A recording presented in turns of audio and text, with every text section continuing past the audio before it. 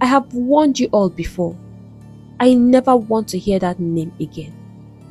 Then I, Princess Ugomma, will remain single until he comes. It was called Ikoro, and it was surrounded by clear shining waters that looked like glass. Tall, proud trees reached towards the sky. Wine beauty. The people of Ikoro were proud to call this land their home, for it was one of the most beautiful places anyone had ever seen.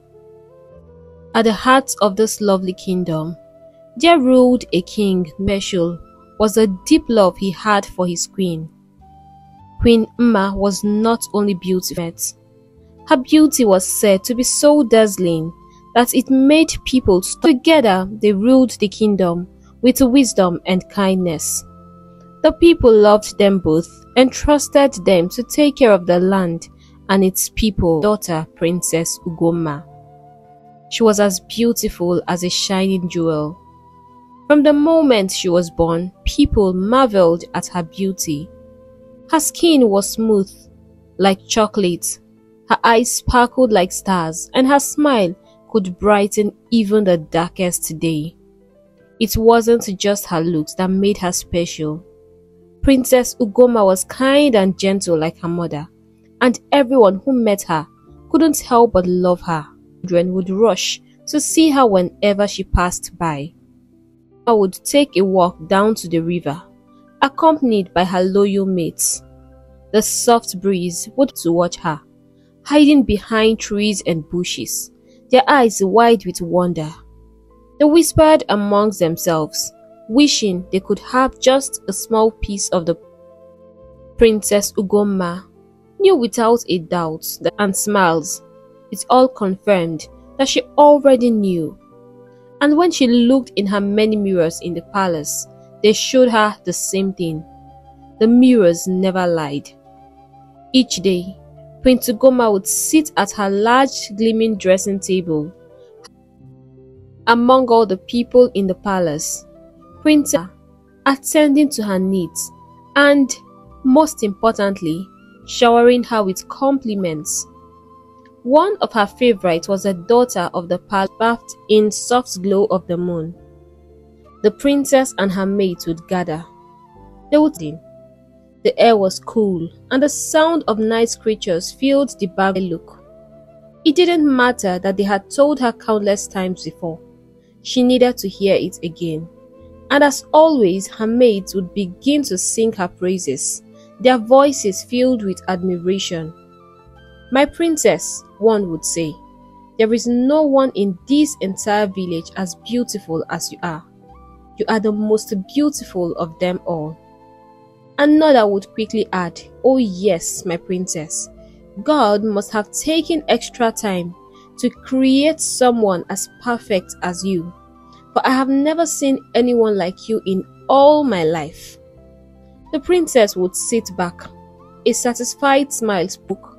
The more her head seemed to grow with pride, and the princess couldn't help but glow with the knowledge that she was indeed the most beautiful of them all.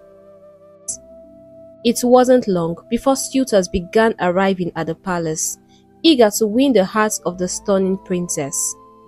Kings from both nearby and faraway kingdoms came with grand gifts. Their gifts were the finest golds, rare jewels, and treasures from lands beyond where Princess Ugomma would politely turn them away. "Father," she would say each time another suitor left disappointed. Next came the princes, handsome and wealthy, from faraway lands and beyond. They too brought lavish gifts and spoke of their deep admiration for the princess.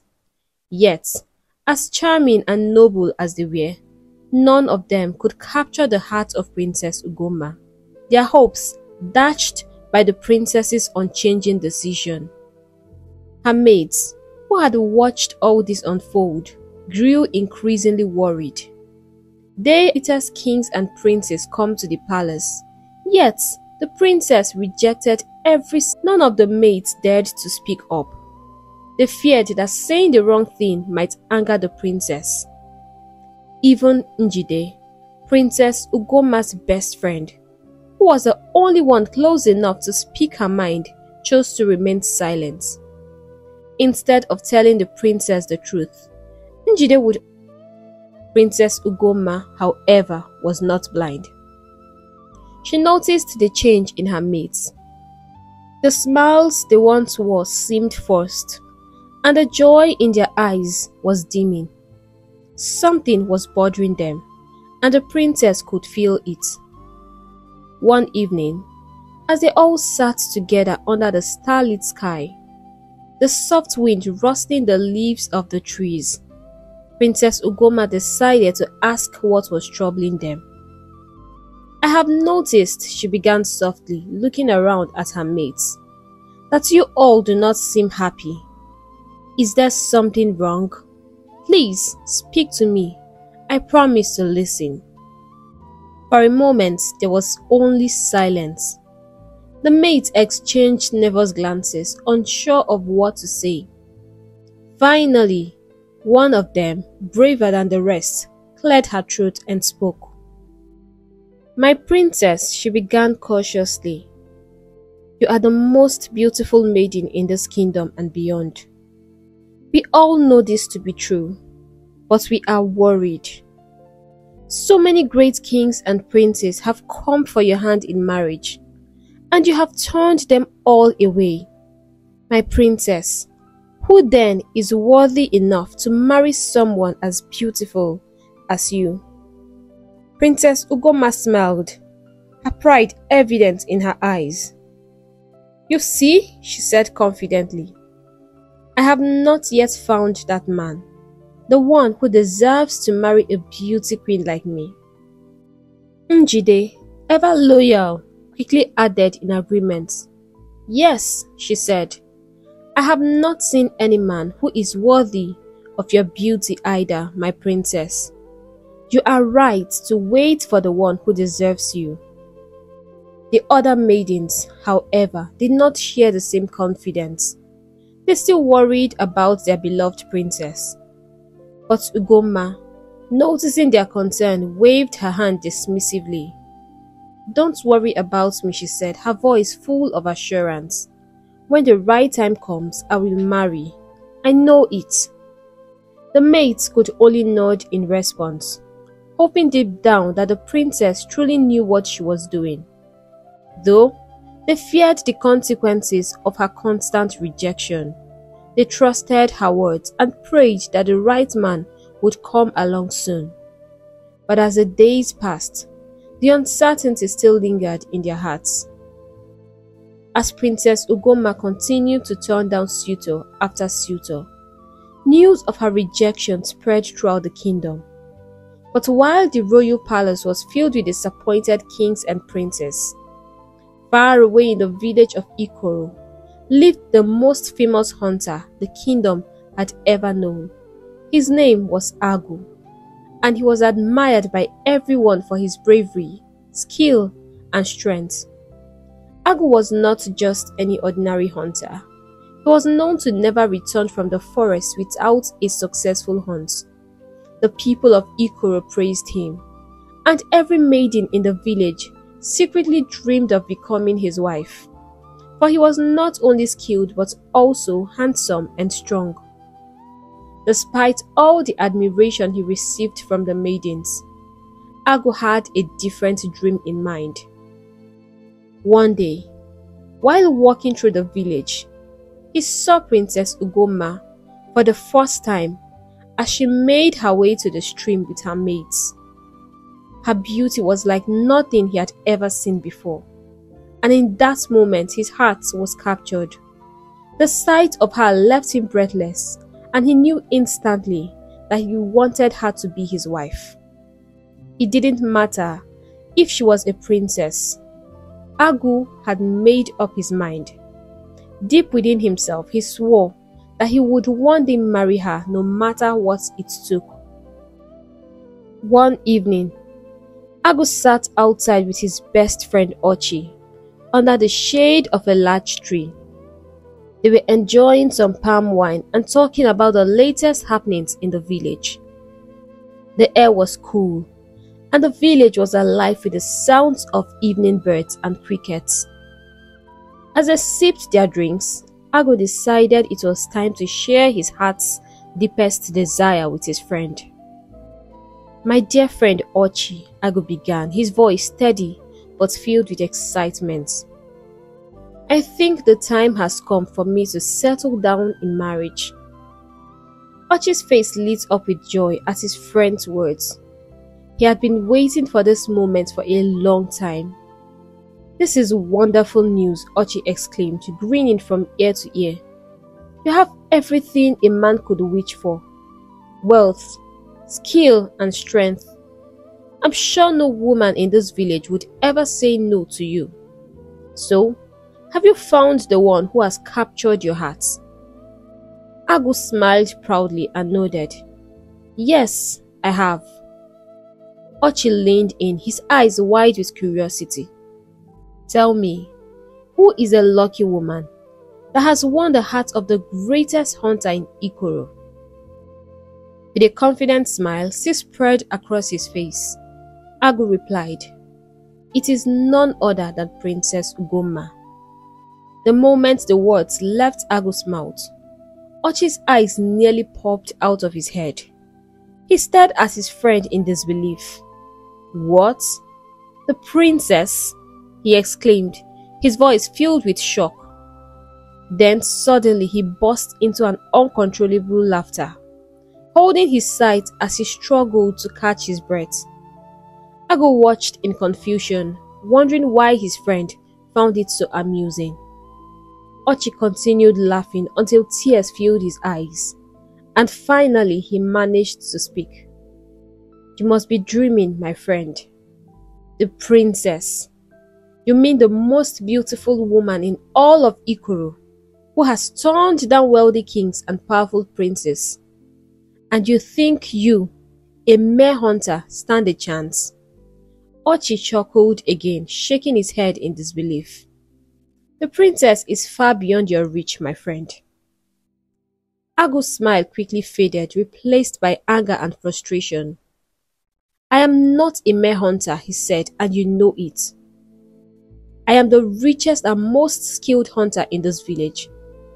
And just as I lure animals into my traps, I will win the heart of Princess Ugoma." Ochi raised an eyebrow, still not convinced. He laughed again, though this time softer. "Well, my friend," he said with a smirk, "I wish you luck. I will be here, watching as this drama unfolds. It's going to be quite the spectacle." Though Ochi didn't believe Ago stood a chance, Ago's heart remained firm. He was determined to prove his friend wrong and win the love of the princess, no matter what challenges lay ahead. In his mind, he had already begun to plot and plan, knowing that one day Princess Ugoma would be his. The journey to win Princess Ugoma's heart had begun, and Ago was more determined than ever to make her fall in love with him.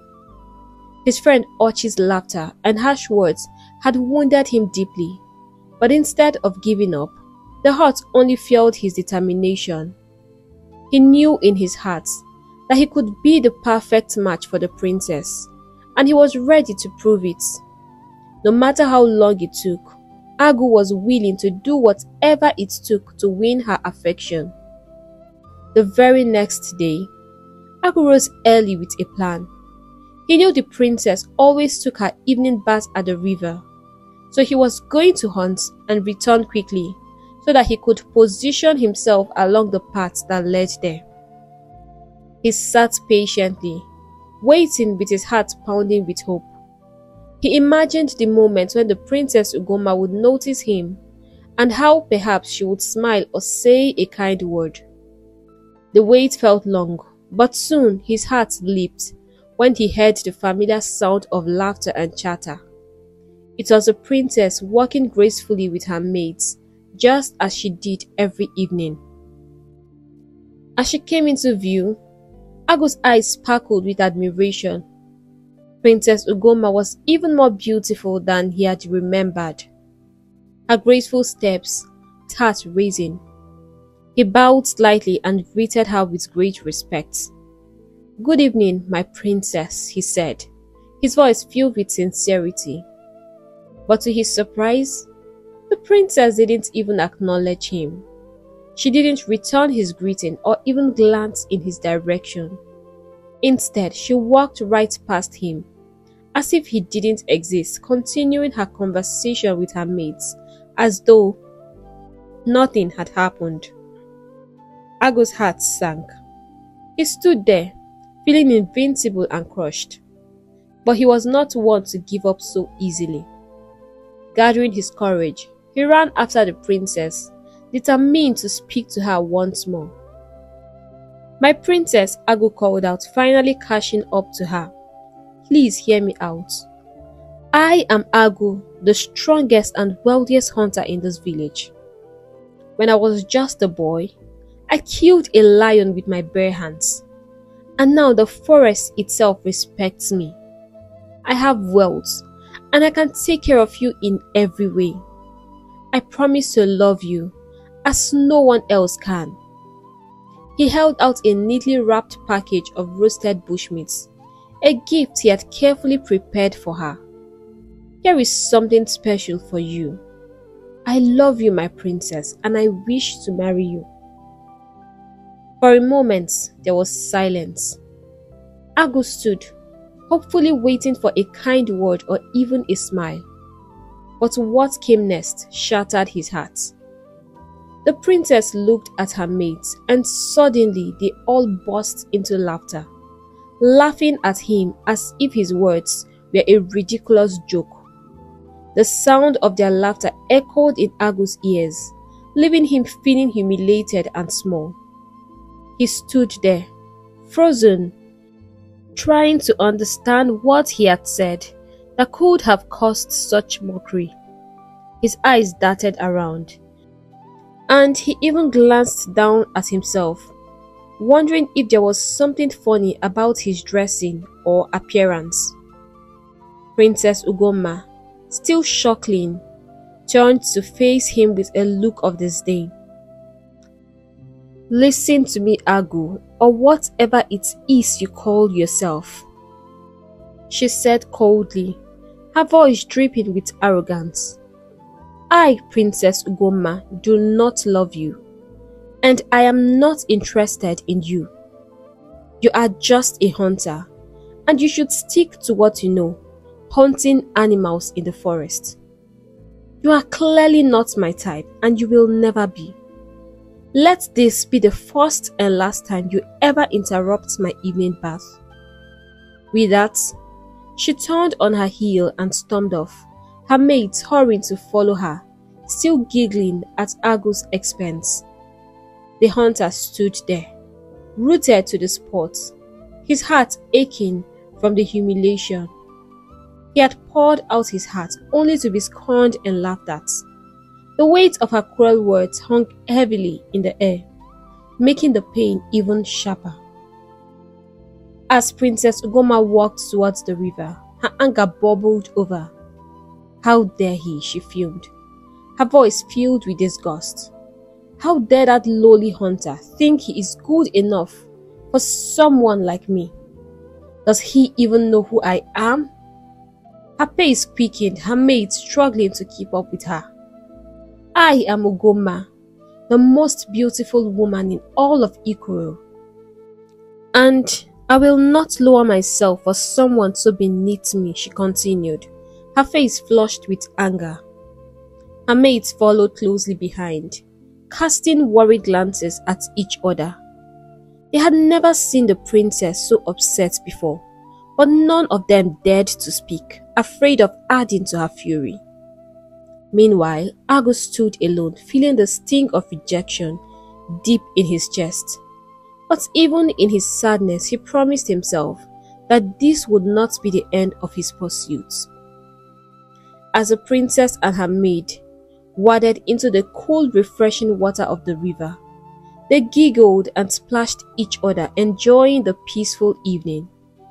But even as they relaxed, they couldn't stop talking about what had happened earlier with Agu, the village's most famous hunter. The maids, still amused by the encounter, began to mimic Agu, mocking his boldness. "Can you even imagine?" Njide said with a smirk, turning to the princess. "That lowly hunter actually thinks he deserved to be with you. A precious jewel with such a radiant beauty." Princess Ugoma laughed, a soft melodic sound, and the other maidens quickly joined in, their laughter echoing across the water. They found the very idea of Agu's proposal absurd, as if it were a funny story they could all joke about. But then, one of the maidens who had been quiet until now spoke up. "Wait a minute," she said. "Agu is the dream of every maiden in this kingdom. He is handsome, strong and wealthy, and everyone knows he's a good man. To be honest, I think he will take good care of our princess." The moment those words left her mouth, the air around them changed. Njide shot her a sharp look, her eyes blazing with anger. "Are you out of your mind?" Njide snapped, glaring at the maid. "How dare you think so little of our princess? Do you really believe someone like Agu is worthy of her?" The maiden who had spoken shrank back, feeling the weight of Njide's harsh words. But then another maiden, braver this time, nodded in agreement. "I don't know," she said slowly. "I think she has a point. Agu is respected by everyone. Maybe..."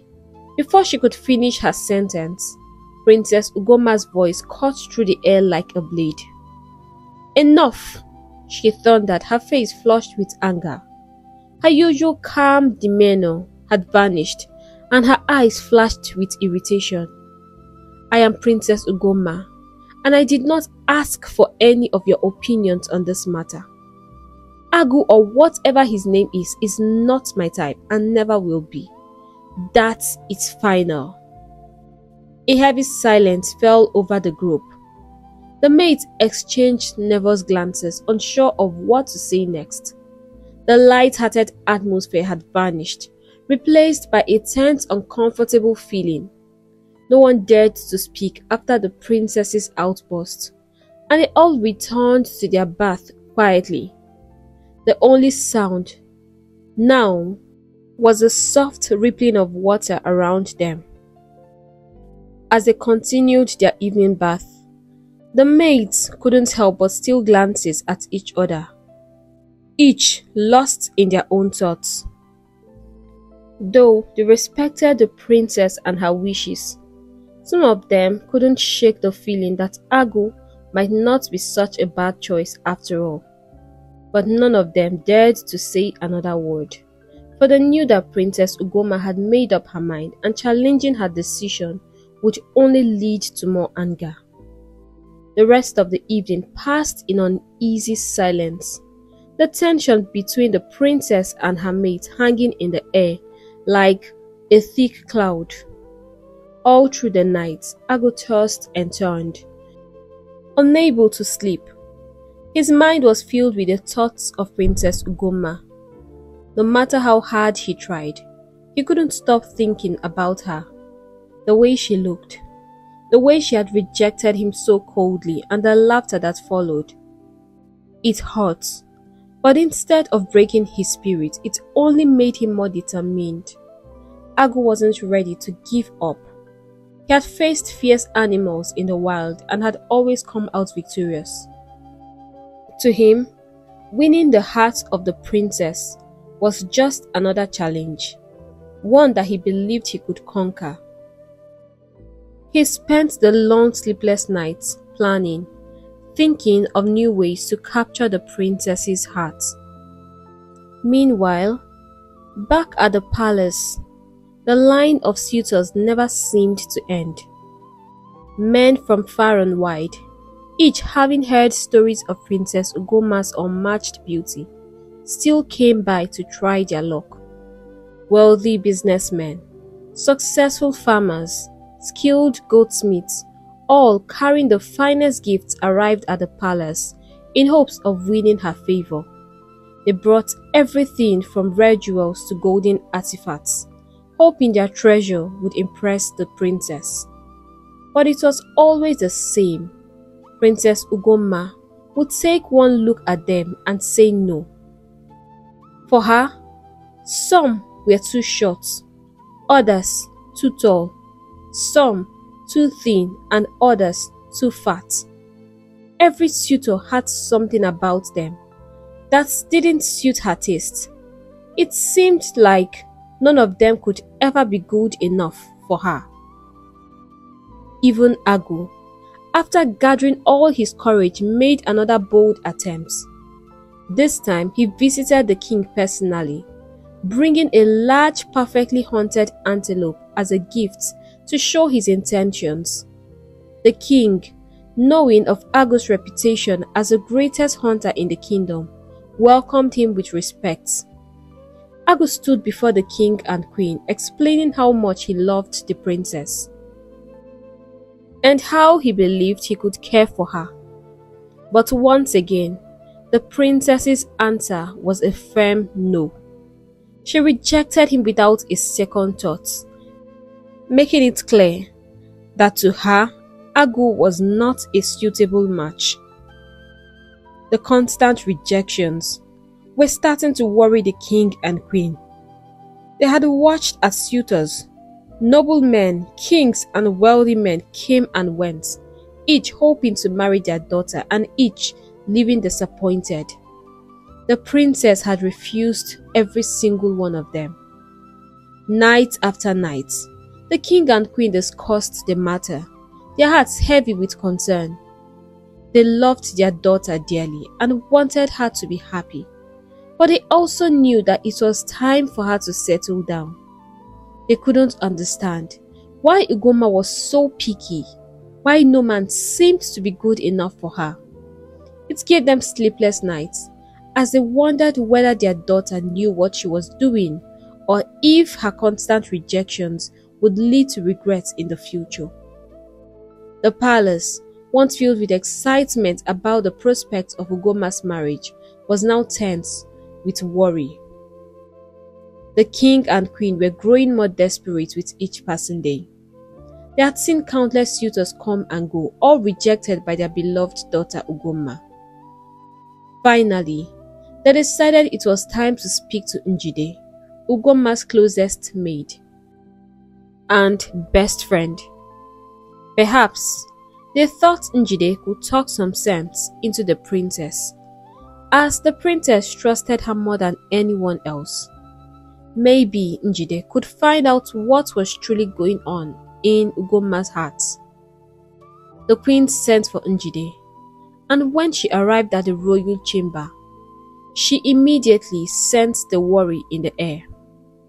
The king and queen welcomed her kindly, but their faces were lined with concern. As Njide sat down, she listened quietly while the king and queen poured out their hearts, voicing their fears about their daughter's future. Njide, the king, began with a heavy sigh. Ugomma has rejected every suitor who has come for her hand in marriage. These men are the best of the best, from our kingdom and beyond, yet none of them seem to be good enough for her. We are deeply worried. The queen, her voice filled with emotion, added, Njide, you are her closest friend and she listens to you more than anyone. Please, help us to talk to her. We only want what's best for her and we truly want to see her happy and married. Ugomma is our only child. She is all we have. Njide nodded solemnly, pretending to share their concern. She agreed to speak with the princess and promised to do her best to get through to her.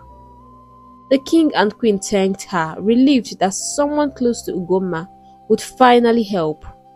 But as Njide left the royal chamber and made her way back to the maid's court, Her expression changed completely.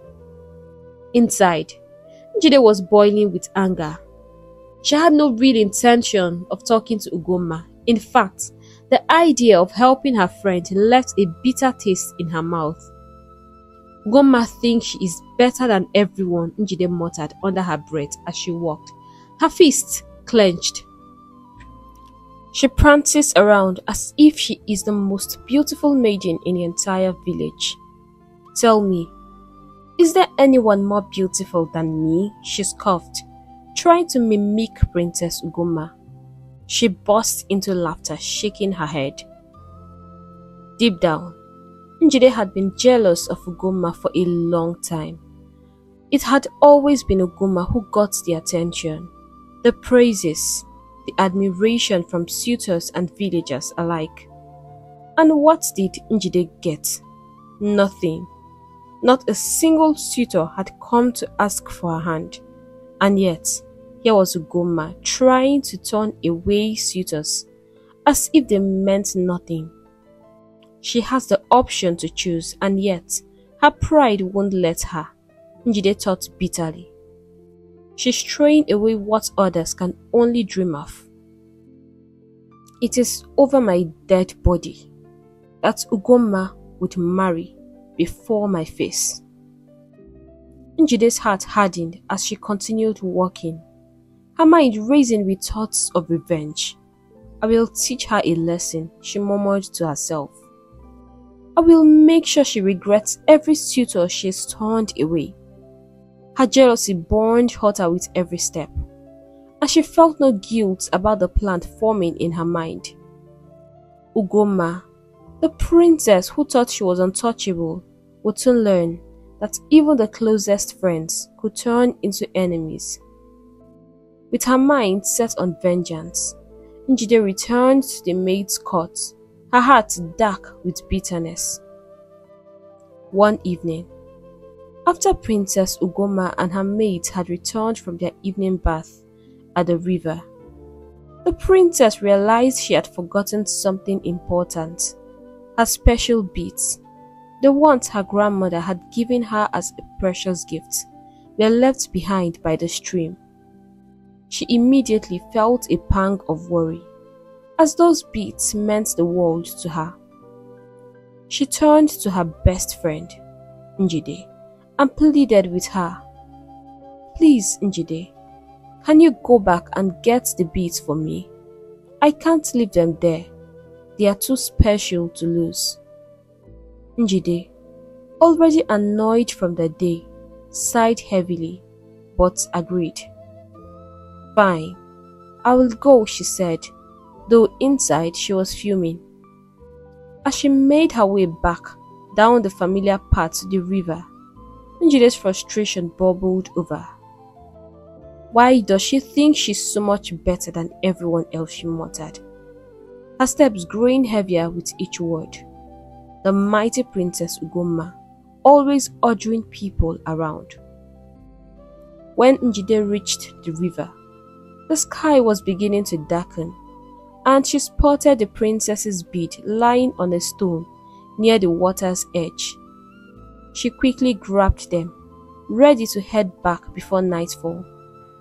But just as she was about to leave, a strange rustling sound came from the nearby bushes. Her heart leaped in fear, and her feet felt rooted to the ground. She was about to run when a voice stopped her in her tracks. Njide, the voice called. She turned around to see Agu stepping out from the shadows of the trees. His face was calm, though he seemed surprised to see her so frightened. You look terrified, he said with a small grin. I never thought someone like you would be scared of anything. Njide exhaled deeply, trying to regain her composure. She smiled back at him, though her mind was still racing. Oh, so you've been watching me, Agu, she teased, trying to hide her unease. Not exactly, Agu replied, still smiling. But I see you often because you're always with the princess. She's very fond of you, isn't she? By the way, how is she today?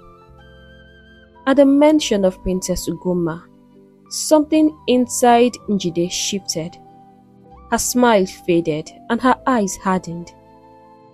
Why do you care so much about the princess? Njide snapped. It's obvious she doesn't care about you. She doesn't care about anyone but herself. Ago's face softened as he spoke. I care about her because I love her, Njide. I love the princess deeply. Njide's frustration boiled over. She couldn't believe what she was hearing. You are such a fool, Ago, she said, shaking her head in disbelief. I thought you were smart, but it's clear you are not. Can't you see? I've been right here, looking at you all this time. What does the princess have that I don't? I am tall, I am beautiful, and I can give you more children than you can count.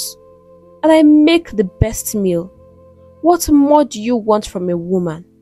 Why does it have to be her? Ago stood silently for a moment, taking in Njide's words. He looked at her kindly, but with firm resolve. Njide, he began softly. I've never said you weren't beautiful. You are, but my heart belongs to the princess. She's the one I think of day and night. I don't want anyone else. I only ask that you help me. Help me to talk to her. Maybe you can convince her to give me a chance. Njide's face twisted with anger. Are you out of your mind? She spat, her voice rising with fury. You want me to help you win over the princess? After I've just offered myself to you, you still choose her? You must be the most foolish man I've ever met. You have no self-respect, Ago. Imagine turning me down for someone who doesn't even notice you exist. You'll only ever have her in your dreams. With that, Njide stormed off, her heart filled with rage and jealousy. She clutched the princess's beads tightly in her hand as she stomped back towards the village, leaving Ago standing there, confused and hurt. He watched her disappear into the distance, still trying to make sense of what had just happened. But one thing remained clear in his mind. No matter how hard it was, he couldn't stop loving Princess Ugoma. One scorching afternoon, the sun was blazing high in the sky, its heat wrapping the village in a thick, stifling blanket. The villagers sought shelter in the shade, fanning themselves or resting under large trees. But Princess Ugoma had a different plan. As she sat in her royal chamber wiping the sweat from her brow, she decided that it was a perfect day to cool off with a refreshing bath in the river. The thought of the cold water splashing against her skin brought a smile to her face. Without wasting any time, she called for her mates. Let's go to the Ikoro River, she said, excitement twinkling in her eyes. It's too hot to stay indoors. Her mates quickly gathered their things and soon they were on their way. They walked down the dusty village road, the air shimmering with heat, but their spirits were high. As they made their way to the river, they chatted and laughed, their voices filling the air with joy. The road was long and the sun was unrelenting, but the thought of the cool river waiting for them kept them moving forward. When they finally arrived at the Ikoro River, they were greeted by the sight of the crystal clear water flowing gently under the bright afternoon sun. The river sparkled like a bed of diamonds, and the cold breeze that drifted from it felt like a gift from the heavens. Without a second thought, they all rushed towards the water, eager to escape the heat. The maids giggled and splashed as they jumped into the river, their laughter echoing across the water. Princess Ugoma joined them, immersing herself in the refreshing embrace of the river. The cool water felt like magic against her skin, washing away the heat and tension of the day. She closed her eyes for a moment, savoring the peace that surrounded them. Nature had blessed them with this beautiful river, and she couldn't help but feel grateful. As the maids swam and chatted happily, enjoying the afternoon, Princess Ugoma suddenly clapped her hands, getting their attention. Her smile was wide, and there was a glint of excitement in her eyes.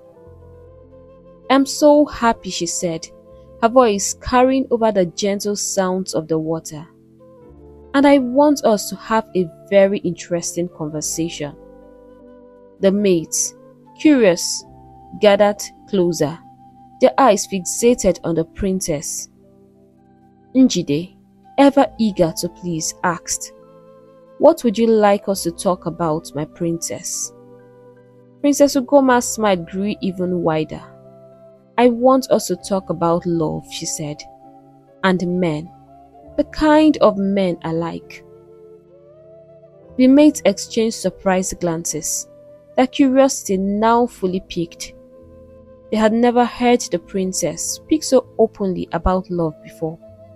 This was the same princess who had turned down suitors from far and near, from wealthy kings to noble princes, and yet here she was ready to talk about the very thing she had rejected so many times. What kind of man could possibly catch the heart of someone as selective as Princess Ugoma? They couldn't help but wonder. Now, as they stood there in the cool waters of the river, the maids were eager to hear what kind of man was good enough for Princess Ugoma. "Tell us, my princess," Njide said, her voice filled with curiosity. "What kind of man do you love?" The maids waited in silence, their hearts racing with anticipation. The princess let out a soft, playful laugh as she drifted into a world of wild imagination. Her voice filled with excitement and her eyes sparkled as she spoke, as though she could already see the man of her dreams standing right before her. "The man I would marry," she began, her voice dreamy. "He would be the most handsome man anyone has ever laid eyes on. He would be tall, strong, and muscular, with six-pack abs and broad shoulders. His eyes would be bright and charming, the kind of eyes that make you melt when he looks at you. He would have a perfectly pointed nose, and his smile, oh, his smile, would light up the whole world. And on top of that, he would be stinkingly rich. He would know how to sing, and every day he would sing the most beautiful songs of my beauty." She paused and looked at her maids, a wide smile on her face. "What do you all think?" she asked, her voice filled with excitement. The air grew still. Her maids stood in silence, exchanging awkward glances. No one dared to speak for a moment, unsure how to respond to the princess's fantastical description. Finally, one of the maids cleared her throat, gathering enough courage to speak. "My princess," she began cautiously, "I don't think a man like that exists. Unless you create him yourself. There is no such thing as a perfect man. All that matters is that he loves you, adores you, and can take good care of you." Another maid quickly nodded in agreement. "Yes, my princess. If you ask me, Agu the hunter loves you so much.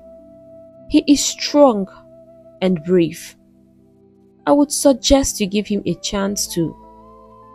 Before the maid could even finish her sentence, Princess Ugoma's face hardened, and she raised her hand to silence her.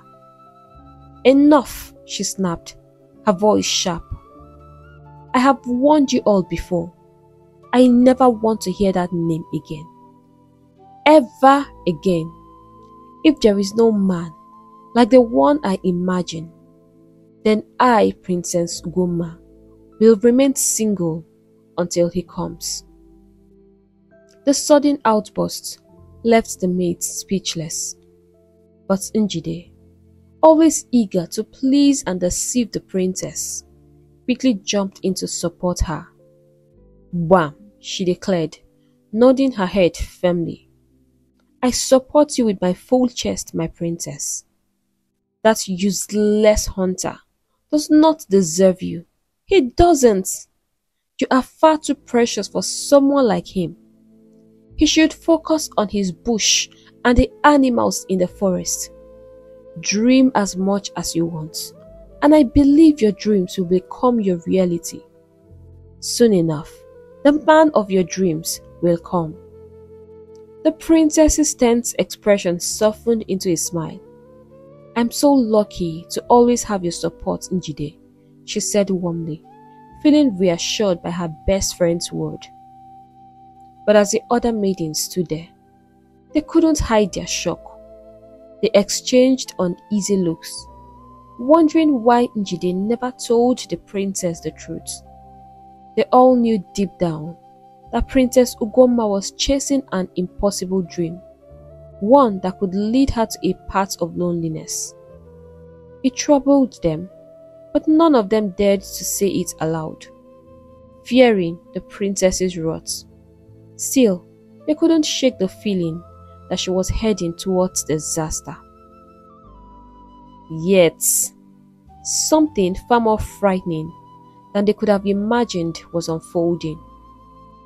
While Princess Ugomma was daydreaming about her perfect man, someone else was listening. Hidden on the bank of the river, a dark and wicked spirit stood silently, his eyes fixed on the princess and her maids. He had overheard every word of their conversation. Slowly he nodded his head, a sinister grin creeping across his face. And in the blink of an eye, he vanished into thin air, leaving no trace of his presence behind. Unaware of the dark force that had been listening, Princess Ugomma continued to dream, lost in her fantasy, while her maids stood quietly, a growing sense of unease settling over them. Something was coming, something far beyond their understanding, and it was creeping closer with each passing moment. The king and queen had been watching Princess Ugomma closely for weeks, hoping that she would change her mind about the suitors who came to ask for her hand in marriage. But nothing had changed. Ugomma remained as selective as ever, rejecting every single one without a second thought. The king and queen's worries grew with each passing day, and it didn't help that rumors were spreading through the village like wildfire. The villagers couldn't stop talking about why the princess was so selective. Everyone had their own ideas, but none could truly understand what was going on in the princess's heart. Whispers filled the markets, at the river and on the streets, as the people of Ikoro wondered if there was something more behind the princess's constant rejections.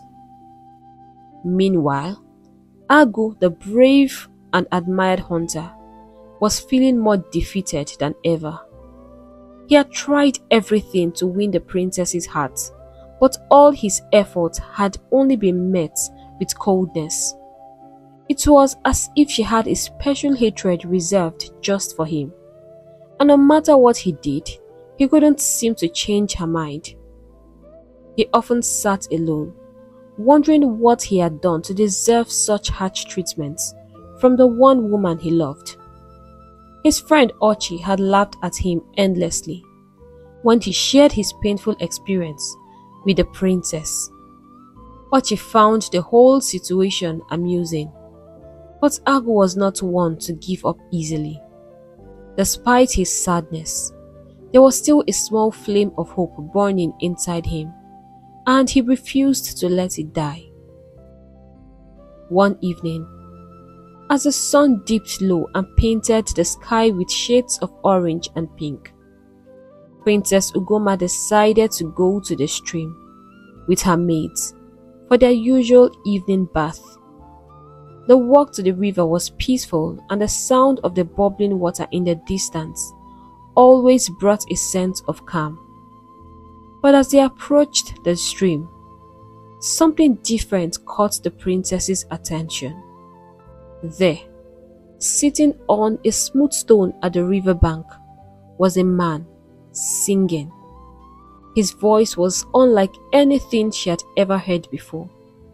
It was soft, yet powerful, smooth like the gentle repose of water, and it seemed to fill the entire air with a strange, mysterious calmness. "What is this?" the princess whispered to herself, her eyes wide with surprise. She had never heard such a melodious voice in all her life. The sound was so beautiful that it sent shivers down her spine, and for a moment she couldn't move. She was completely captivated.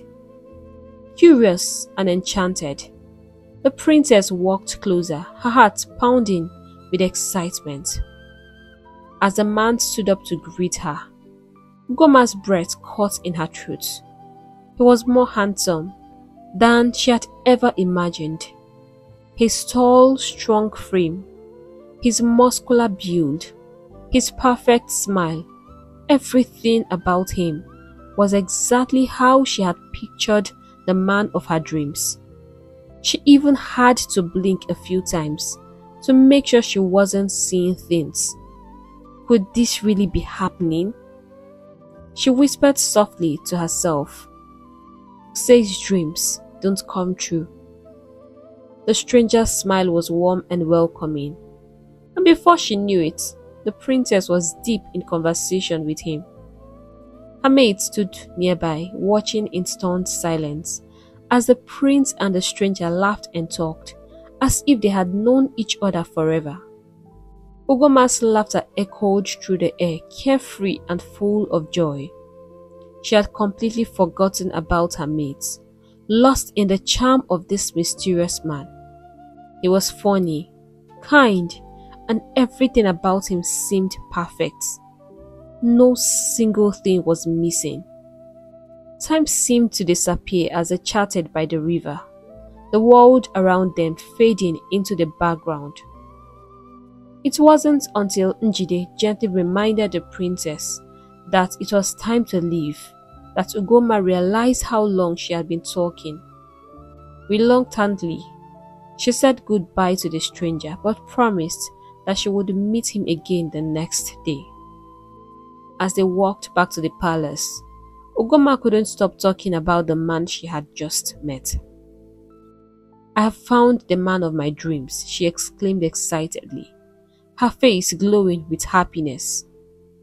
Njide pretended to share in the princess's joy, nodding and smiling as if she were just as thrilled. But deep down, the other maidens were worried. Something about the stranger didn't sit right with them, but they dared not say a word. They knew how much the princess had longed to meet someone like this, and they didn't want to upset her. Still, as they followed behind, a heavy feeling settled in their hearts, as if something was wrong, something they couldn't yet see. In the days that followed, love and friendship blossomed between Princess Ugoma and the mysterious stranger, whose name was Oji. Every evening, just as the sun began to set and the air cooled, the princess would rush down the path to the stream, her heart filled with excitement. It was as if every time she met Oji, it felt like the first time. Her mates watched in awe, as the princess glowed with happiness. Her steps light and quick as she hurried to meet the man who had captured her heart. By the river bank, the two would sit for hours talking, laughing and sharing stories. Their laughter echoed through the trees, and it seemed as though nothing else in the world mattered but their time together. The bond between them grew stronger with each passing day, and every evening they found it harder to part as the darkness of night crept in. The princess was completely enchanted by Oji, and she couldn't wait for their next meeting. But the village was buzzing with rumors. People whispered about the princess and her new love, and the mystery surrounding him only made the gossip spread faster. No one knew who Oji was or where he had come from. He seemed to have appeared out of nowhere, and though he was undeniably handsome, more handsome than any man they had ever seen, there was something unsettling about him. Villagers who had caught a glimpse of him couldn't stop talking about his beauty, but they also wondered if the princess truly knew what she was getting into. When Agu, the village's bravest hunter, heard the rumors, he was deeply troubled. Who was this stranger who had stolen the heart of Princess Ugumma, the woman he had longed for? How could a man appear so suddenly without anyone knowing anything about him? Agu's instincts told him that something was wrong. He couldn't explain it, but he felt deep in his bones that there was something unnatural about Oji. Determined to find out the truth, Agu made up his mind to investigate. One hot afternoon, Agu positioned himself in the bushes near the river, hidden from view, but close enough to see everything. He had heard that Oji and the princess always met by the river bank, and today Agu was going to witness it for himself. His heart pounded with anticipation as he waited, his hunter senses on high alert. The biggest question that burned in his mind was, where did Oji come from? Where did he live? And how did he always manage to arrive at the river so mysteriously? Suddenly, the calm of the afternoon was interrupted by a strange rustling in the bushes near the river. The wind picked up, and the weather changed in an instant. The clear sky turned grey as clouds gathered. Agu's heart raced as he kept his eyes fixed on the riverbank, unsure of what was happening. Then, before his very eyes, a man appeared by the water, the mysterious Oji. Agu watched, his breath caught in his throat. This was no ordinary man. If Agu hadn't been a seasoned hunter, used to seeing strange and terrifying things in the forest, he might have screamed. He realized at that moment that Oji was not human. He was from the spirit world. As Oji sat down on a stone by the river, a flute appeared in his hands, and he began to play a hauntingly beautiful tune. The music filled the air, soft and sweet, but there was something eerie about it. Agu's blood ran cold. He knew without a doubt that the princess was in danger. This spirit was not here out of love. He had darker intentions. Agu clenched his fist. He couldn't let this continue. He had to save the princess. Without a second thought, he leaped from the bushes, his eyes blazing with determination. He stood boldly to face Oji, his chest heaving with anger. But Oji continued playing his flute, completely unbothered by Agu's presence, as if the brave hunter standing across him didn't matter. I know who you are, Agu said, his voice firm. And I'm here to warn you. This is my land. And I am Agu, the man who controls the entire forest. Return to your world in peace and leave our princess alone.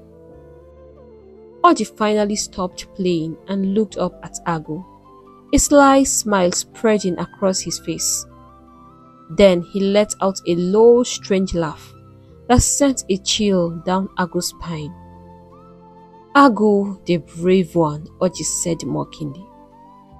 Yes, we've heard of your reputation in the land of the spirits. But what I didn't hear was how weak you could become because of a woman. You've let a woman reduce you to nothing, and now you come threatening me.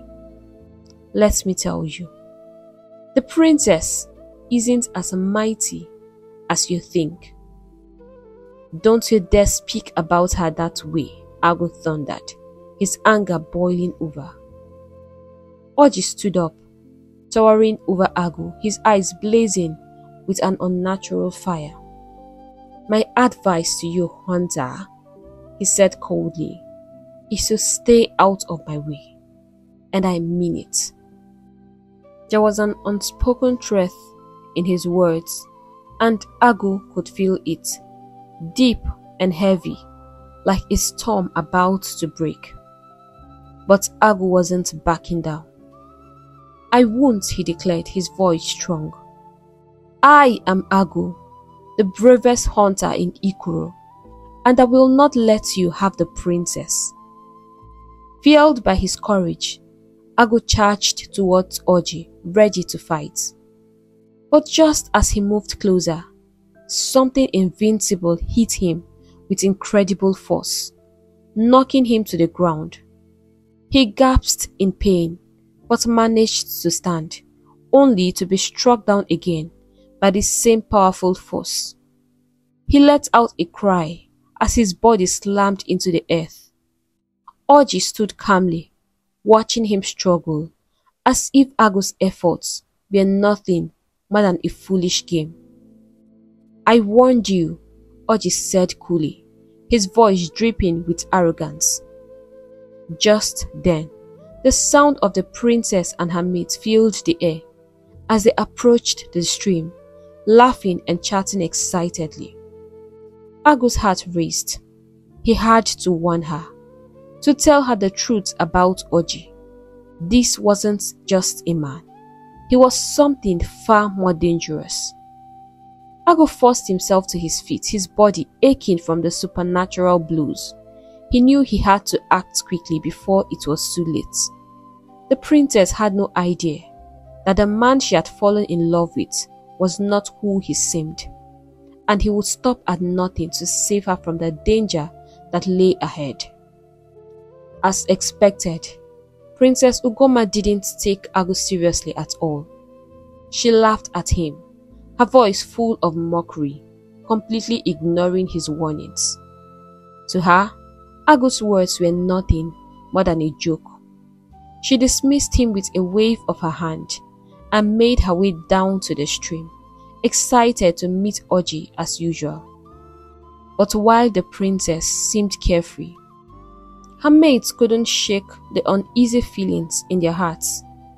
They knew Agu was not someone to make up stories, and deep down they feared he might be telling the truth. That same day, as the sun began to set and a gentle breeze filled the air, Oji made a bold move. He asked Princess Ugoma to marry him. The princess could hardly believe her ears. Her heart leaped with joy, and she felt as though she was floating on air. The man of her dreams, the one she had imagined for so long, had asked her to be his wife. Her happiness knew no bounds. She was beyond excited, already imagining herself as his bride. She rushed back to the palace, eager to share the news with her parents. When she broke the news to the king and queen, however, they didn't share in her joy. Instead, they exchanged worried glances. "Who is this man?" the king asked, his voice filled with concern. "Where are his parents? Where does he come from?" "Oh, I will ask him the next time I see him," Princess Ugoma said, her excitement bubbling over. She didn't notice the deep frowns on her parents' faces or the way her mother's hand trembled slightly. The queen, unable to stay silent any longer, spoke up. "How would you accept a proposal from a man you know absolutely nothing about his background?"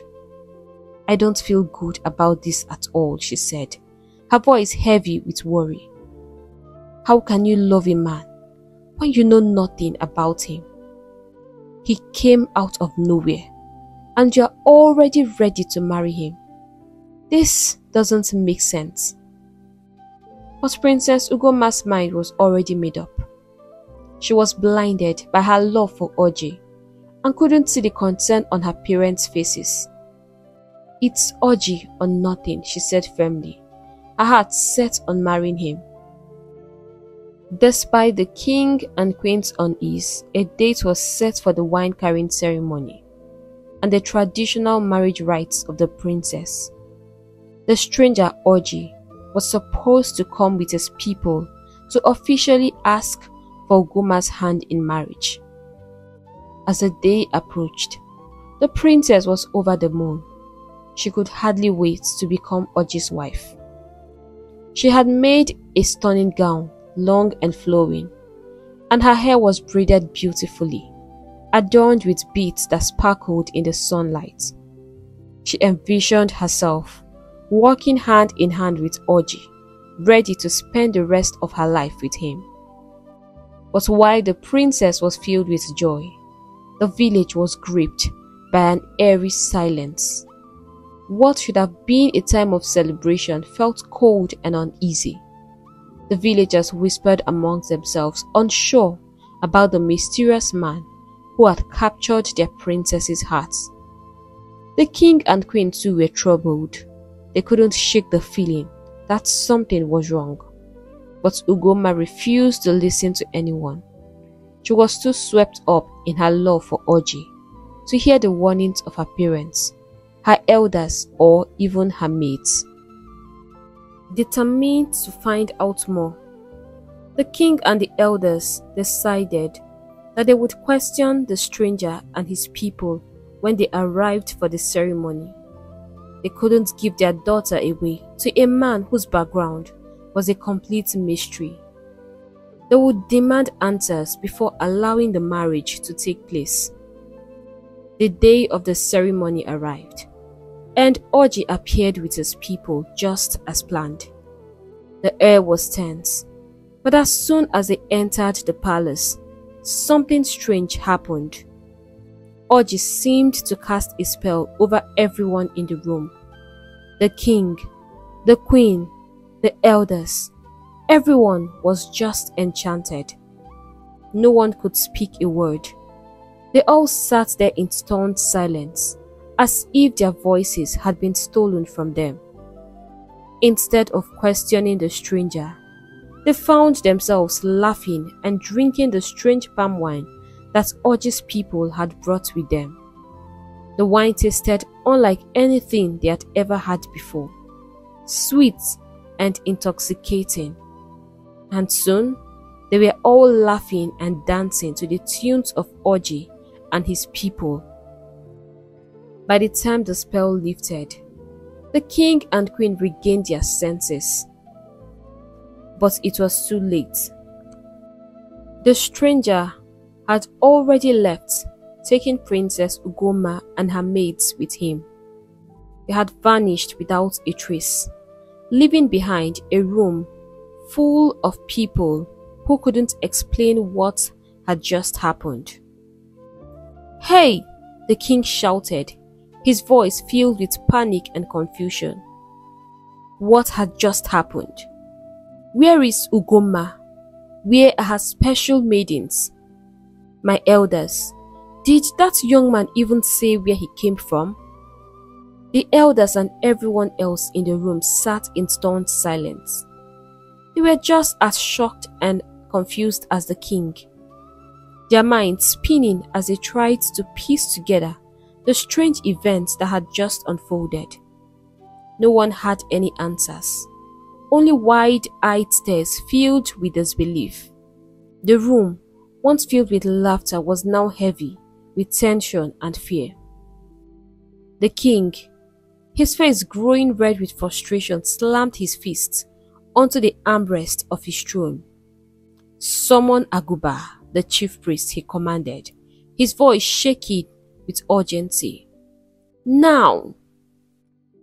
As the palace guards hurried to carry out the king's orders, far deep in the forest, Princess Ugomma, her maids, and Oji's supposed family were on a journey unlike any they had ever experienced. They had been walking for hours, and still there was no sign of a house or a village. The dense forest seemed to stretch endlessly before them. And as time passed, the princess and her mates began to grow tired and uneasy. Their feet ached and their spirits were low, but Oji led them on, without a word of reassurance. From what they could see, the journey was far from over. The sky above them began to change. Dark clouds gathered and the air grew cold. The sun, which had once been bright, was now hidden behind thick clouds, and the forest became shadowy and dim. The once cheerful group was now filled with fear, as strange sounds echoed through the trees. They heard the cries of unfamiliar animals and the settling calls of birds that they had never encountered before. The haunting noises sent shivers down their spines, and the princess, along with her mates, began to tremble with fear. Princess Ugomma turned to Oji, hoping for some comfort. She wanted to ask if they were close to his kingdom, to find out when this frightening journey would end. But when she looked at him, her heart froze. Oji's face had changed. It was no longer the handsome, kind face she had fallen in love with. His features had darkened, his eyes cold and hollow, and his smile, once bright, had twisted into something terrifying. The princess gasped in horror. Before she could speak, something even stranger happened. One by one, the people Oji had introduced as his family began to disappear, vanishing into thin air right before the princess's eyes. They screamed in horror, their cries echoing through the eerie forest. It was as if the world around them was collapsing, and everything they knew was unraveling into a nightmare. "What is happening?" Princess Ugomma finally managed to ask, her voice shaking. "They are going back to their homes," Oji replied coldly, his voice now filled with a sinister edge. "Homes?" the princess and her mates cried in unison, their hearts pounding with fear. Oji gave a cruel smile. "I borrowed them all," he said calmly. "Welcome to the land of the dead." The words hit them like a thunderbolt. The forest filled with terrifying screams, and the princesses and her mates joined in, their voices trembling with fear. They had never been so scared in their entire life. "What have we gotten ourselves into?" they cried, their voices filled with desperation. Njide, her voice filled with regret, turned to the princess. "Look what you've caused, Ugomma. Look where we are now," she screamed. The other maidens, equally terrified, shot back at her. "You enabled her. If you had advised her to marry Agu the hunter, we wouldn't be in this mess. But no, you encouraged her." "Enough!" Oji roared, his voice cutting through the chaos like a blade. "One more word and I will pluck out your eyes." His eyes blazed with fury, and the mates shrank back in terror. Oji ordered them to continue walking, and the terrified group moved forward, their legs shaking beneath them. Not long after, the moon appeared in the sky, casting an airy glow over the forest. Oji stopped suddenly and turned to face them. "The moon is full," he said with a wicked grin. "Now, I must go and take on my real form. Everything you see in me was borrowed. My face, my voice, even my smile. But now, we are home, my beloved wife." He let out a cruel, wicked laugh that echoed through the trees. And then, just as suddenly as he had appeared, Oji vanished into thin air. The princess and her maids screamed in horror, their voices filled with sheer terror. They couldn't believe what was happening. Everything they had thought was real had turned into a nightmare. Overcome with fear, they took to their heels, running as fast as they could through the dark forest. They had never been more terrified in their entire lives, and they had no idea if they would ever escape this terrifying fate. Aguba stood solemnly in front of the king's palace, his face dark and serious, a deep frown creasing his forehead. The air around him was heavy with tension as he spoke. "My king," he began, his voice low but filled with urgency. "Danger is near. I can feel the presence of wicked dead spirits lurking around this village. And as I speak, your daughter the princess and her mates are trapped in the evil forest. That man who came to marry her, he is no human.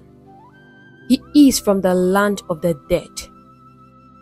At this news, the queen let out a heart-wrenching cry, her hands flying to her chest. "Ewo! My daughter Ugoma. My daughter Ugoma is gone," she wailed, her voice filled with sorrow. "Ugoma! I warned her, but she wouldn't listen." Tears streamed down her face as she cried bitterly, her body trembling with grief. The king, though equally shaken, stood tall and asked Aguba, his voice filled with desperation, "Is there any hope? Is there anything we can do to save her?" Aguba nodded gravely. "Yes, there is hope, but the path is not easy. We must send brave men into the evil forest to rescue the princess. However, they cannot go unprepared. The spirits are powerful, and any ordinary man would be defeated. I will need to prepare them, to make them strong enough to face the spirits. They will be cooked in my magic pot for 7 days. Only after that can they begin their journey into the forest. I believe they can bring back the princess." The king listened carefully and then nodded. He wasted no time. "Summon the town crier," he commanded. "Let him call for the strongest, bravest men in the village, those willing to take on this dangerous task. Whoever returns with the princess alive will not only marry her, but will also become the next king of Ikoro." Soon, the town crier's voice echoed through the village, calling all able-bodied men to gather at Aguba's shrine. The promise of marrying the beautiful princess and becoming king stirred excitement in the hearts of many. The village burst with anticipation as men gathered to prove their bravery. When the crowd had gathered, 5 men were chosen by the gods, selected by Aguba himself for this perilous journey. These were not just any men. They were the strongest, the bravest, and those whose hearts were ready for the challenge ahead. Among the chosen was Agu, the fearless hunter, who had loved Princess Ugomma for as long as he could remember. He had always sensed that the princess was in danger, especially after his encounter with Oji, but no one had listened to him. Now, he was more determined than ever, not for the throne, but because of the deep love he held for Ugomma. Agu knew that saving her was the only thing that mattered to him, even if it meant risking his life. As the preparations began, Aguba led the 5 chosen men into his shrine. There they would undergo the sacred rituals, their bodies being strengthened by the magic of the chief priest's pots. For 7 days, they would be prepared for the dangerous journey into the heart of the evil forest. Meanwhile, the rest of the village waited anxiously, hoping that these men would succeed in bringing back their beloved princess. But deep in the dark, terrifying forest, the situation was growing worse. Princess Ugomma and her maids were bound tightly to a large tree. The once charming Oji had revealed his true monstrous form. His face was twisted with cruelty, his eyes glowing with evil, and his voice was no longer sweet. It was filled with menace. The princess and her mates were being tortured mercilessly, whipped and beaten by the wicked spirits. The forest echoed with their painful cries, their screams piercing through the thick air. The ground beneath them felt cursed, and the darkness around them grew more suffocating with each passing moment. Ugomma's heart was filled with regret. She had made a terrible mistake, and now her decision had brought nothing but suffering to herself and her innocent mates. For days, they had been in the evil forest, enduring endless torments without food or water. The spirits that danced around them were wild and wicked, laughing as the princess and her mates suffered. The once proud Ugomma now felt only pain. Pain that she had caused not just to herself, but to those who had loyally followed her. As the days dragged on, hope seemed to fade. No one had ever returned from the land of the dead alive, and it felt as though they too would meet the same fate. Ugomma's heart ached with fear and sorrow. She had fallen for a lie, and now she and her mates were paying the ultimate price. The evil spirits circled around them, whispering in the shadows, waiting for the moment when they would claim their next victims. But as the moon rose high above the dark trees, casting a faint light on the cursed ground, Agu and his fellow warriors prepared themselves for the battle of their lives. Deep in his heart, Agu knew he would not stop until Princess Ugomma was safe, no matter the danger that lay ahead. As the days dragged on, the maids became weaker and weaker. Their bodies, once full of energy and life, were now limp, their strength drained by the endless suffering they had endured. Their wrists, rough from being tied to the trees for so long, were finally loosened, and they slumped to the ground, barely able to move. The weight of exhaustion pressed down on them, and they lay there too weak to stand, too tired to even cry. They knew their time was running out. That night, the forest was alive with the sound of drums. The spirits had gathered. Their excitement filled the air as they prepared for a dark feast. The eerie rhythm of the drums echoed through the trees, and the spirits danced wildly around the maids, their eyes glowing with hunger. The spirits' twisted faces leered down at the weak, trembling girls, their sharp claws reaching out to them. "This one is so fresh," one of the spirits hissed, licking its lips as it poked one of the maids. "She belongs to me. She will make a delicious soup." The maidens lay on the cold ground, barely able to keep their eyes open, their bodies shaking with terror. They could hear the spirits arguing, their ghastly voices fighting over who would get the first taste. "I want that one spirit shouted. "No, I will have her," another growled. The terrifying beings circled around them, arguing and fighting over the helpless maidens as if they were pieces of meat, still alive, but knowing their end was near. The maids knew there was no hope. They were too weak to run, too weak to scream. The spirits were already deciding their fate, and it was only a matter of time before they would be devoured. The spear filled the air, and the sound of their own pounding hearts was the only thing they could hear, apart from the cruel laughter of the spirits. But while the maidens were close to losing hope, Agu and the other men were already deep in the forest, determined to save the princess and her mates. Their hearts were filled with courage, but they knew there was no time on their side.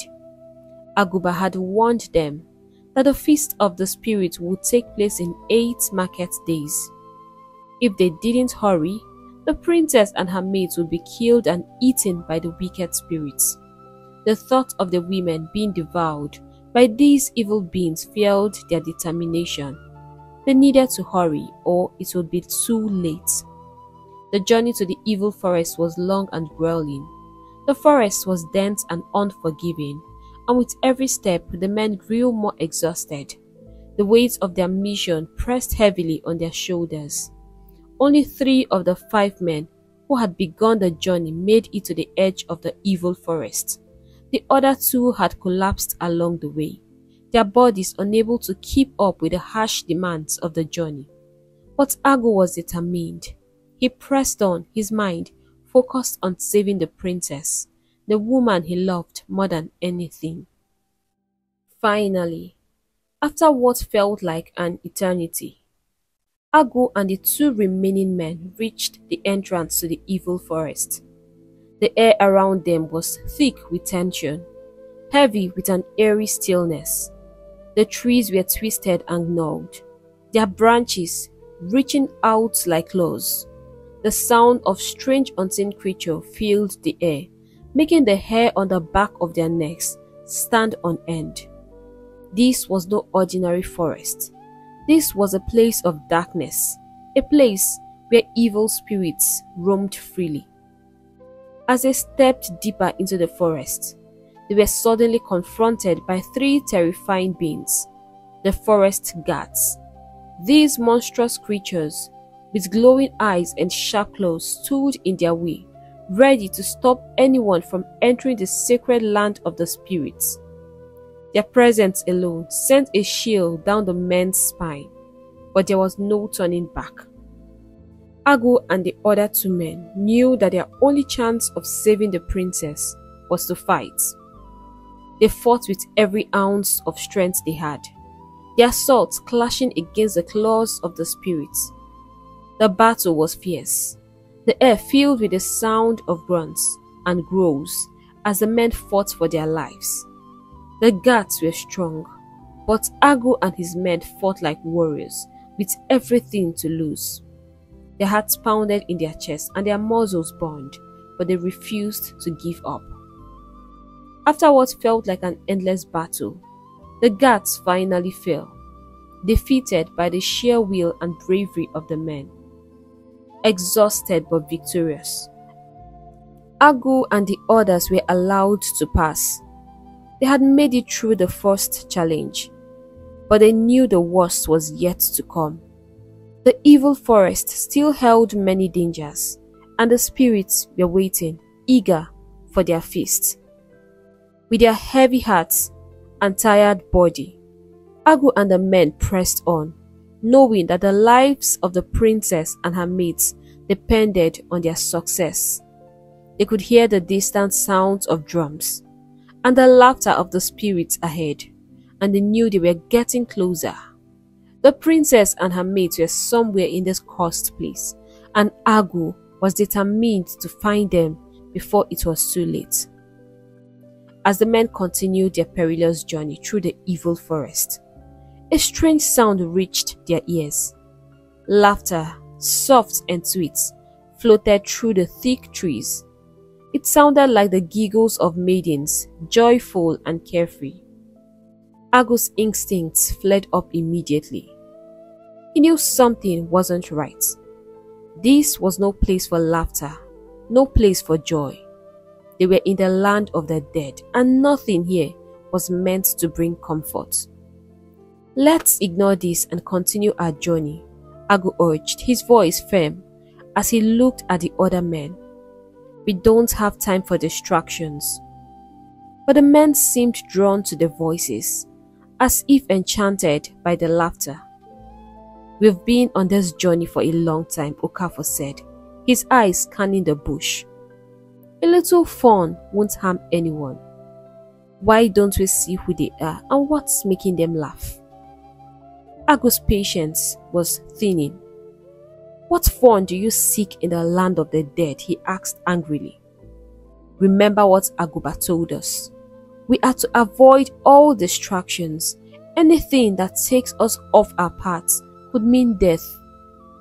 Mpe, one of the men, who had been quiet for a while, spoke up. "What if it's the princess and her maids? We can't be sure. Let's follow the voice and see. If it's them, we could save them." At the mention of the princess, Agu hesitated. His mind raced. Could it be her? Was she the one calling out, laughing with her mates? The thoughts gnawed at him. He had to make sure. Against his better judgment, he nodded reluctantly, and the group began following the sounds of the maidens' voices. After walking for a short distance, they came upon a stunning sight. A crystal-clear blue river flowed in front of them, sparkling under the dappled light of the forest. There, in the water, were three breathtakingly beautiful maidens, laughing loudly as they splashed water on each other.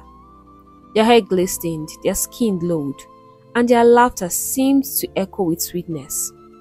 They waved at the men, beckoning them to come closer. Agu's heart sank. He knew immediately that this was a trap. "These are not the princess and her maids," he warned, his voice urgent. "These are spirits. We need to leave now." But Okafor and Mpe were already captivated by the beauty of the maidens. Their eyes were locked on the enchanting figures in the water, and nothing Agu said made sense to them. It was as if they had fallen under a spell. "The water is so cool and refreshing," one of the maidens said, her voice soft and inviting. "Come join us. You need your strength for the journey ahead." "No," Agu shouted, his voice filled with frustration. "Let's leave now before it's too late." But Okafor shook his head. His eyes glazed with desire. "A little fun won't hurt anyone, Agu. Remember, we've been cooked by Aguba. Nothing can harm us." He smiled, and without another word, walked towards the river. Mpe followed close behind, eager to join the maidens in the water. "A man on mission must be wary of the enemy's devices," Agu shouted, in one last attempt to stop them. But it was no use. Before he could say Jack, Okafor and Mpe were already in the river, splashing and laughing with the spirit maidens. Suddenly, right before Agu's eyes, the crystal blue river turned pitch black. The laughter of the maidens transformed into eerie, shilling cackles. The beautiful maidens vanished in an instant, and in their place was nothing but darkness. The river swelled like a whirlpool, and the men's joyous laughter turned to screams of terror. Agu stood frozen in horror as Okafor and Mpe were pulled under the black water, their screams echoing through the forest. Without a second thought, Agu turned and ran, his feet pounding against the forest floor, and the eerie sounds of the evil forest surrounded him. Now terrified and alone, not knowing what could happen next, he raced deeper into the forest, his only thoughts being to find and save the princess. But with each step, he knew the danger was growing. The forest was alive with evil, and it wasn't done with him yet. Back in the village, the king and queen were sinking deeper into despair. It had been weeks since Princess Ugoma and the brave men set off for the unknown land, and still there had been no word. Every passing day felt heavier than the last, and hope was slipping away like sand through their fingers. The king, though strong, knew the truth in his heart. No one who ventured into the land of the dead ever returned alive. The queen, once so full of life, was now a shadow of her former self. Her eyes were swollen from crying, and she refused to be comforted. She had cried endlessly, and no one could console her. All hope seemed lost, and in her heart she had begun to accept the painful reality that her daughter might never return. Meanwhile, deep in the cursed forest, Agu was still running. His heart pounded and his body was tired, but he couldn't stop. He had come too far, and now he was alone in this evil place. As he ran, suddenly a thick dark cloud swirled around him, wrapping him in a blanket of eerie silence. He stopped in his tracks, his instincts immediately on alert. Then, through the thick cloud came a sound, loud mocking laughter that seemed to echo from everywhere and nowhere at all. Agu recognized that voice. It was the same voice that had lured the princess, the voice that had haunted his thoughts since the beginning of this nightmare. Orji, the evil one, who had invaded their land and stolen Princess Ugoma. Agu had been waiting for this moment. He had known all along that a confrontation was inevitable, and now he was ready. His heart burned with anger and determination. There was no turning back. He clenched his fist, his voice rising with fury. Why come to me with clouds, Orji? If you are as powerful as you claim, I challenge you to face me. Come out in your true form and fight me. Orji's laughter filled the air again, dark and menacing. Hunter, Orji's voice taunted. You think I am one of those simple animals you chase in the bush? You are nothing, and today I will feast on your flesh. Agu's eyes blazed with determination. You lie, Orji. I am here for the princess, and I will take her back. She belongs to me and not you. You can't take her from me, Orji replied, his voice dripping with malice. I paid her price. She is mine to do as I please. Orji's laughter echoed through the forest again, mocking and cruel. Agu's anger surged through him like wildfire, his clenched fist tighter. I will destroy you, he roared. I will ruin you for what you've done. Orji's laughter stopped abruptly. Let's see how it goes, he replied coldly. In an instant, the thick cloud vanished, and before Agu stood Orji in his true form, a towering, terrifying giant. His eyes burned with fire, his face twisted with wickedness. The ground beneath Agu seemed to shake as Orji loomed over him. But Agu didn't flinch. He had come this far and he would not back down. The battle began, fierce and violent. Agu fought with everything he had. His body moved with speed and precision of a seasoned hunter. every strike driven by the love he felt for the princess. But Oji was no ordinary opponent. He was a spirit of great power, and his strength seemed endless. The fight raged on for what felt like an eternity. The forest echoed with the sound of their blows, the ground trembling beneath their feet. Ago knew this was a fight for his life, for the princess's life, and for the lives of their mates. He knew that only one of them would leave this forest. Oji fought back fiercely. Each strike of his massive hands aimed to crush Ago. But Ago, fueled by love and determination, refused to give in. The battle seemed endless, but finally, after what felt like hours of struggle, Ago found his moment. With a burst of strength, he lifted the giant spirit off the ground and slammed him down with all his might. The forest went silent. Oji, defeated, vanished into the air. His terrifying presence gone, as if peace had finally been restored. Ago stood there breathing heavily, his body aching from the fight. He had won, but there was no time to rest. The forest had gone still, and then, like a flash, a bright light appeared in front of him. It seemed to beckon him, guiding him forward. Without hesitation, Ago followed the light, his heart pounding with hope. The path was long, and each step filled him with anticipation. At last, the light came to a halt, and there, lying on the ground before him, were Princess Ugoma and her mates. They were weak and pale, their bodies worn from the torture they had endured. They lay still, too weak to move, but they were alive. Ago's heart leaped with relief.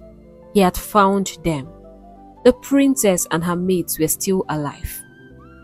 Kneeling beside the princess, Ago whispered softly, "It's over. I've come for you. You are safe now." The forest was silent, but this time it felt like the calm after a storm, a peace that had been fought for and won. Ago, with shaky hands but with a determined heart, reached out into his pouch and pulled out a special leaf that Agoba had given him for this very moment. He quickly dropped a piece of the leaf into their mouths. Almost instantly, their eyes fluttered open and strength seemed to flood back into their tired, weakened bodies. The princess, looking at Ago with disbelief, whispered, "You came. You saved us." "We have no time," Ago said urgently. "We need to run now. The spirits will be coming for us." Without wasting another second, they all got to their feet and took off, running as fast as they could, their hearts pounding with fear and adrenaline. They knew that the spirits wouldn't let them go easily. Behind them, the air seemed to vibrate with the angry roars of the spirits, who had already sensed what was happening. The spirits began chasing them, their dark forms moving through the forest with terrifying speed. They were furious. After weeks of preparing for their feast, their prey was slipping away. The group ran through the forest, their legs burning with the effort, but they dared not slow down. Ago led the way, his heart racing, determined to get everyone to safety. The trees rushed by them in a blow, and the terrifying sounds of the spirits grew louder and louder. The spirits were closing in, their hunger driving them to pursue with all their might. Finally, the river that separated the land of the spirits from the land of the living came into view. They were almost there. With one final burst of energy, they reached the riverbank and began crossing over to safety. One by one, the survivors crossed the river, but as they neared the other side, Njide, exhausted and unable to keep up, lagged behind. She stumbled, her body weakened by the long journey and the torments she had endured in the forest. Just as she reached the riverbank, The spirits stretched out their dark clawed hands and grabbed her. She let out a scream as she was pulled back into the land of the dead. The others, now safely on the other side, watched in horror, unable to help. They were safe, but Njide was lost to the spirits. For a moment, they stood there in silence, mourning her, knowing that there was nothing more they could do. Though their hearts were heavy, they had to continue. There was no turning back again. With sadness still in their hearts, they pressed on, making their way back home. The journey back was long, but the hope of returning to the village gave them strength.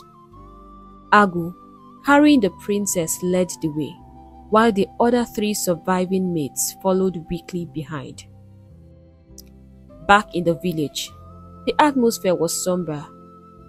The villagers had gathered in the palace, mourning the princess, Agu and the other men who had left for the evil forest. They believed all hope was lost and that none of them would ever return. The king and queen sat in sorrow, their hearts heavy with grief of losing their only daughter. But then, from a distance, someone spotted movements. Slowly, figures began to appear on the horizon. People rushed forward to see who it was, and a loud scream of joy erupted from the crowd. It was Agu, carrying Princess Ugomma with the 3 surviving mates, walking behind him, weak but alive. The entire village erupted into celebration. The morning instantly turned into cheers and cries of happiness. The king and queen stood up in shock, their eyes wide with disbelief. Tears of joy streamed down their faces as they ran forward, their hearts bursting with relief. "They came back," the queen cried, hugging her daughter tightly. "I thought we had lost you forever." No one believed they would ever return alive, but here they were, standing before them. The villagers rushed to fetch the village medicine man to take care of the princess and her mates, while others lifted Agu onto their shoulders, singing his praises. The air was filled with songs of gratitude and celebration as the villagers honored Agu for his bravery. The king, his voice filled with emotion, turned to Agu and said, "You have saved my daughter and our people. You are a true hero and we will forever be grateful to you." As the celebration continued, the villagers danced, sang, and praised Agu for his courage. The dark days of mourning had finally ended, and the village of Ikoro was once filled with light and joy. The king declared a day to mourn those who had died in the forest. He was overwhelmed with joy and gratitude. To fulfill his promise, he decided to proceed with the coronation of Agu and the marriage of his daughter immediately. However, Agu respectfully declined, raising his hand gently. "Your Majesty," he said, his voice calm but firm, "I ask that we wait. I want Princess Ugomma to fully recover and have the freedom to choose if she truly wants to marry me. I want her to love me as much as I love her." The king was deeply moved by Agu's words. Here was a man who, despite everything he had done and the honor that awaited him, wanted nothing more than the princess's happiness and choice. The king's respect for Agu doubled, and he nodded in agreement. "You are an honorable man, Agu. You have my respect, more than ever." Agu's bravery made him a hero in the entire village, and people spoke of him with admiration wherever he went. Weeks passed, and Princess Ugomma finally regained her strength. She had spent many days reflecting on everything that happened, and now she knew what she wanted. She asked to see Agu, eager to express her gratitude. With the help of her mates, the princess prepared a special dinner and invited Agu to the palace. When Agu received the invitation, His heart soared with excitement. He had been waiting for this moment, hoping that the princess had truly recovered and was ready to speak with him. That evening, under the soft glow of the palace lanterns, Agu arrived for dinner. The table was beautifully set, and the air was filled with the scent of freshly prepared food. As they sat down to eat, Princess Ugoma looked at Agu, her heart full of emotion. She knew this moment was long overdue. Agu, she began, her voice soft but sincere. I want to apologize for all the hurtful words I spoke before. I took your love for granted, and I didn't realize what I had until it was almost too late. I now understand what love is, and I'm so grateful that you came to save me. She paused, her eyes meeting his. You know, I would have died in that forest if not for you. I was so foolish and ignorant that I couldn't see that the man of my dreams has been right in front of me all along. You are everything I could ever want in a man and more. Your selflessness, your courage and your strength are qualities I will never forget. I owe you my life, Agu. And if you still want to marry me, I would be the happiest bride in all of Ikoro. Agu's heart swelled with joy. He had dreamed of this moment for so long, and now here it was unfolding right before him.